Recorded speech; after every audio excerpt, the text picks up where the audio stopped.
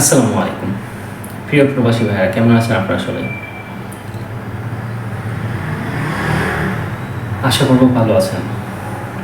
আমি প্রবাসীদের একটা সচেতনতামূলক একটু কথা বলার জন্য আসছি। সেটা হচ্ছে, আমরা বিশেষ করে যারা প্রবাসে বসবাস করি, আমাদের স্বাস্থ্য সচেতনতায় আমাদের অনেক ঘাটতি থাকে। আমরা অনেক সময় অনেক দুর্ঘটনার কবলে পড়ি, হাত পা কেটে যায় বা যেকোনো একটা সমস্যা হয়, কিন্তু আমরা ডাক্তারের পরামর্শ নিই না।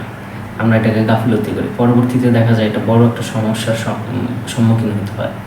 তারপর অনেক সময় আমরা যে জায়গায় জ্বর উঠলে 3 দিন 4 দিন হলেই ডাক্তার দেখাতে হয়, আমরা দেখা গেছে এটাও গাফিলতি করি। পরবর্তীতে একটা বড় সমস্যার সম্মুখীন হতে হয়। তো এই স্বাস্থ্য সচেতন হওয়ার জন্য আমাদের একটু নিজেদের উদ্যোগ নিতে হবে, কারণ এটা আপনার শরীর, আপনার স্বাস্থ্য।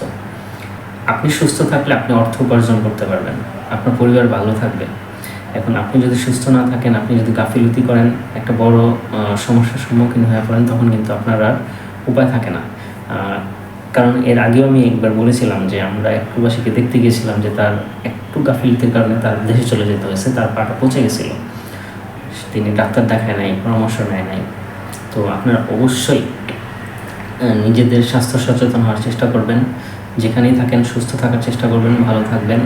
নিয়মিত ঘুম, খাওয়া দাওয়া এবং যে কোনো সমস্যা হলে আপনারা ডাক্তারের পরামর্শ নেবেন এবং নিজে ভালো থাকবেন, পরিবার ভালো থাকবে, দেশে রেমিটেন্স আমরা পাঠাতে পারবো। তো আমরা সচেতন হই, সবাই ভালো থাকবেন।